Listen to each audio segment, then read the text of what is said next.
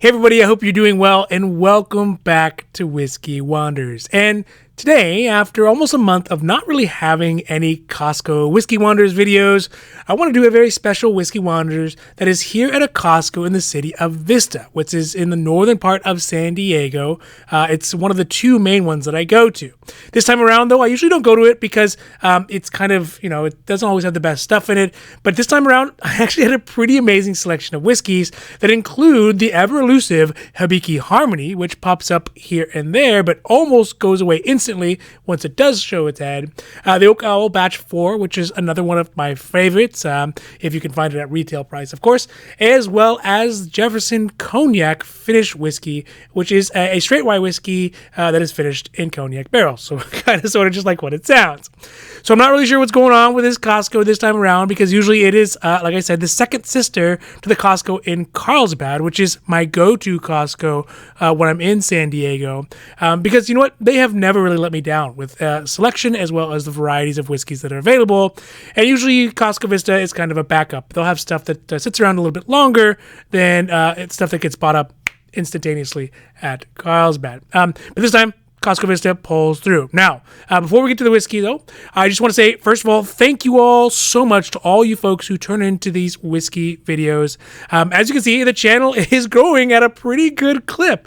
And it is all due to you all tuning in, hitting the likes and subscribing and leaving your comments and talking about what whiskey hunting is and what it's like in your neck of the woods. It's just really great to see what you all have to say about the whiskey world writ large and all that kind of stuff. So thank you. And it's just, again, so astonishing to see our little whiskey community in this little corner of YouTube growing, and it's just so great. Now, lastly, before we get to it, if you do like these videos, of course, I have to say, please don't forget to like and subscribe and to hit the little bell button so you can get notified when my newest videos come up. It's great for the channel, it's great for the community, and hey, you know what? It might even win you some points with the whiskey gods so you get a little bit of whiskey luck. All right, now let's get down to it. All right, so again, this visit to Costco, at least for me, was pretty out of the ordinary because I had been searching for this first whiskey for quite some time. This is, of course, the not so rare but the relatively elusive Hibiki Harmony. It popped up earlier this year at a couple different places, at a different Costco, actually at a couple different Costcos, but I always just seem to keep missing them by a couple steps, like they're Carmen San Diego. I don't know if you all remember that one. But the issue right now is that with Japanese whiskeys, and again, probably most of you know this, is that it's running out. I guess that's the straightest way to say it. Well, okay, so they're not running out. It's just that 12 years ago, the people who were buying whiskey were pretty much just, odd anime lovers, and that's Japanese whiskey, and maybe like international business people who were going back and forth between Tokyo and the U.S., and they would pick it up, and they, had acquired a taste for it. So the Japanese whiskey makers, like Hibiki, they had no real great reason, no real great push to have them to ramp up their productions to the point they would need to satisfy the current market.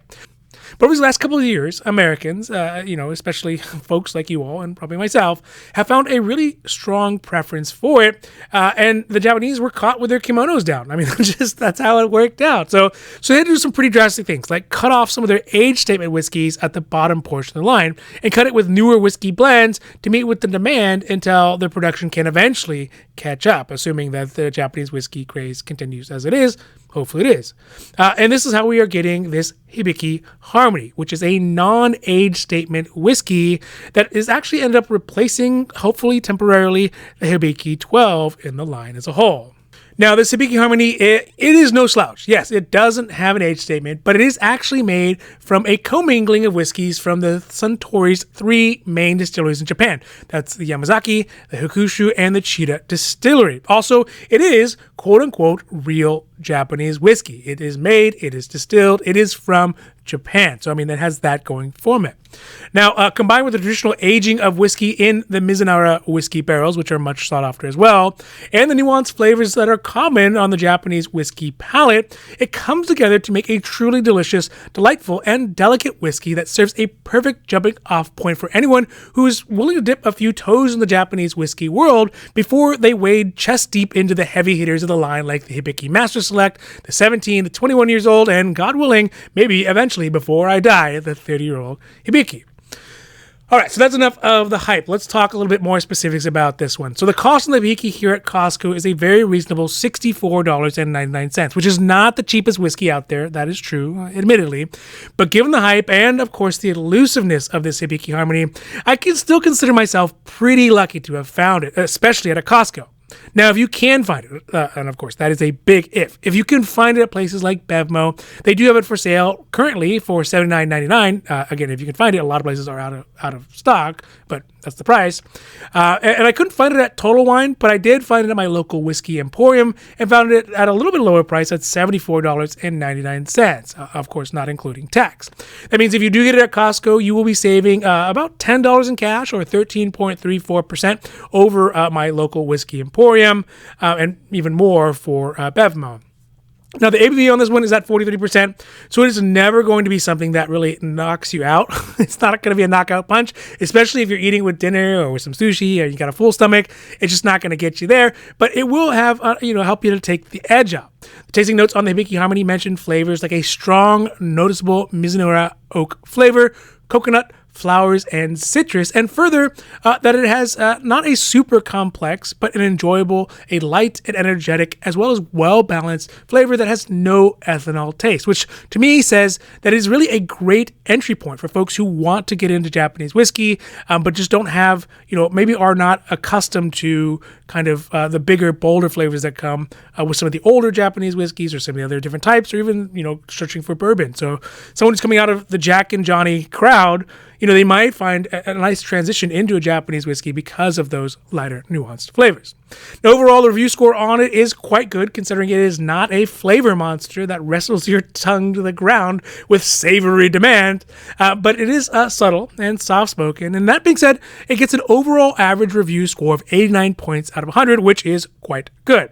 I also think that it is fair, considering that I've had one before, maybe a couple years ago, but since it was one of my first non-Jack and non-Johnny whiskeys, I didn't have that much experience to really evaluate it, but I do recall enjoying it. And additionally, that's why I ended up buying two of these, because one, yes, there is the hype to it, and two, because they are sort of elusive. So when you see them, and if you got the cash in the pocket, you should pick up at least two of them.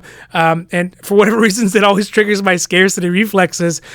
So I want to get a couple so I don't have to run out again anytime soon. So I think if you see this out in the wild, especially around $65, that's Hibiki Harmony, it is definitely a buy for me and worth even a try. Even if you're not that serious about Japanese whiskeys, but you kind of want to think about dabbling, or you've heard the hype and thought you want to see what it's about, it's a very good entry point. Now, this next whiskey is one that is another one of my personal favorite whiskeys to buy and ultimately to drink. I knew nothing when I got it initially. It just looked expensive and it got pretty good reviews. This is the Kentucky Owl batch number 4. Now, Kentucky Owl generally has a pretty interesting history because it dates back to the 19th century here in the United States, which is definitely not the oldest whiskey producers in the world, but still pretty good for American standards. And I guess they basically got shut down during Prohibition. They didn't get any of those licenses to make whiskey for medicinal purposes. And they didn't get reinstated until 100 years later by the great-grandson of the original owner, C.M. Deadman. Now, over the last couple of years, they have come up with a variety of rye whiskeys batches that did pretty well, like batch 1, some that flopped, batch 2, and batch 3 that basically got ignored. But this batch, number 4, was very well received by the whiskey lovers, and myself for that matter. But one thing that has put a pretty strong damper on it is as far as popularity goes. It is probably a likely reason why it's still pretty easy to find on the shelves if you go to some of the grocery stores or other places outside of Costco, is because it is sort of overpriced. It's kind of prohibitively expensive for what you get, but I'll get to that here in a second. Now, the batch 4, specifically known as the last batch because it's made from the remnants of the last of the rye supply that Kentucky Owl had, which is likely sourced from either Beam, Old Forester, or maybe Barton's Sazerac. It's not exactly clear where it came from, but either way, what is clear is that, well, allegedly, this was the end of that initial batch. It's a combination of 10 to 13-year-old Kentucky straight rye whiskey. And in all honesty, with so much money being out there, it probably will come back. There's no reason for them to shut this down in the height of a whiskey boom and then just not make, the handfuls of flaming money that should be coming in. So I doubt that it's really going to be the quote-unquote last batch. Either way, as I alluded to before, the thing that really handcapped the Kentucky Owl batch number 4 is the price. You can see here, even at Costco, the price is at $259, which is a pretty decent discount considering that Bevmo has it at $299 and Total Wine has it at $319.99. But it's also kind of odd because there's another Kentucky Owl for the same exact price. I don't remember which one it was, but it's in the glass case. So I don't know why this one's in the glass case and the other one's not in the glass case.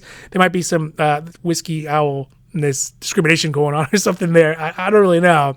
But if you do end up finding this one at Costco and you have some spare cash that you're willing to spend on it, you will end up saving $40.99 off the Total Wine price, which ultimately comes out to 13.66% less. So still not that bad. Now, the ABV on the Kentucky Owl comes out to 56.4% ABV. So, as my grandpa used to say, it'll put some hair on your chest.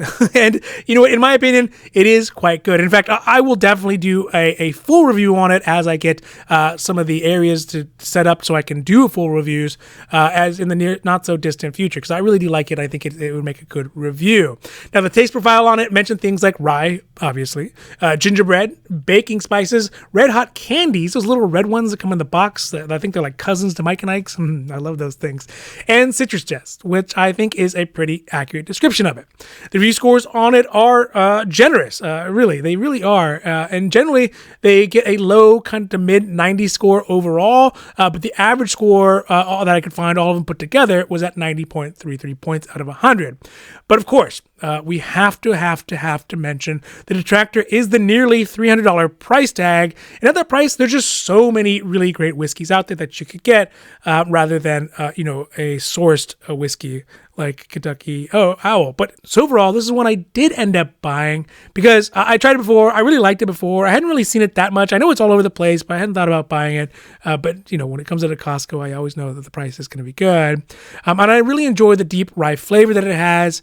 And it is relatively rare. There's less than 300 bottles if we are going to take the word of the Kentucky Owl website that was made in batch 4. So there's not a ton of it. I just would like to enjoy it more in the future and have it around to share with friends in the future. So, and also it's kind of nice to know that because of the price point, it's not really going anywhere. I don't think people are going to be buying this up in hordes. So for this one, for me, it was a buy.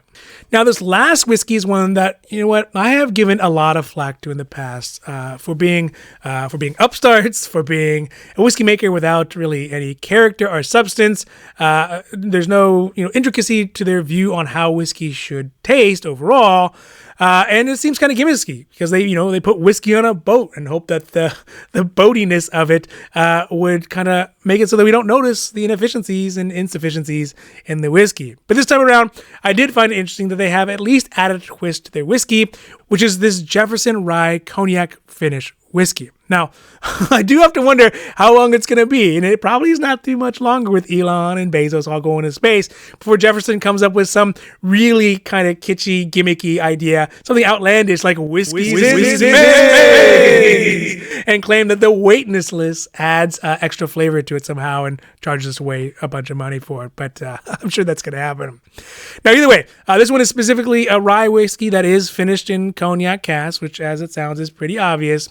It's a double barrel finish, so it starts in American oak and then gets put in a cognac case for a minimum of 9 months, with the totality of the time that it has been all the barrels up to 19 months. So, it's not exactly the oldest. It's not exactly making a sophomore year when it comes to whiskey.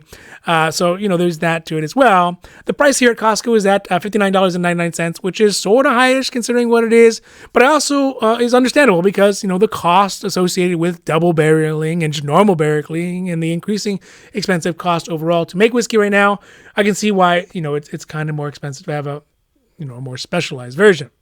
I did see it available both at Total Wine and Bevmo for $78.99 at Total Wine and $74.99 at Bevmo, even after Bevmo sliced the price from $89.99. Ooh, that's a rough one. The ABV on it is at 47%, so it does have a little bit of oomph to it. And the tasting notes mention sweet cereal flavor, rye spice, oak, dried stone fruit, and a hint of rubber, which is probably not something that you want to have in your whiskey, but I'm not one to judge here. And we're looking at the reviews of the Jefferson cognac. Well, It's definitely the lowest one we're going to see on this trip. But it actually had some reviews in the mid-80s, but a few pretty low ones that ultimately brought the total review score down to 81.5 points out of 100. So look, I know I'm hard on Jefferson whiskey in general, but to be fair, I am willing to give it a chance if they can come out with something that looks and tastes appealing. I'm not saying this is bad. I'm just saying that I just can't justify to try to buy one of these bottles when there are so many other great whiskeys out there and so little time and so little money to spend on them, to spend it on something like this that just doesn't seem to have such an appeal. So for me, this one is going to definitely be a pass, but to my credit, if I may pat myself on the back a little too hard, I am open in the future. I'm an open-minded guy, and I'm open in the future to try some of these Jefferson's whiskeys. If I can find them maybe at a business function or something like that, try it out first before I spend any real money on it. All right, so that's it for today, and I want to thank you all so much for tuning in to the Whiskey channel and being a part of our little whiskey community. It is really, truly the greatest part of my day to get to make these videos for you all and to be involved in the whiskey milieu as a whole. Also, please don't forget to like and subscribe and hit those notification buttons so you can get updates when my newest videos come out. Because, it is good for all the technical stuff. It makes the whiskey gods happy. It makes the algorithm happy. And ultimately, it brings the community up. So I would really appreciate it if you waited this long, hit the like and subscribe so you get those notifications. And like I said, you might even get some good luck out of it. All right, so that's it for today. Thank you so much. I'm out, and adios.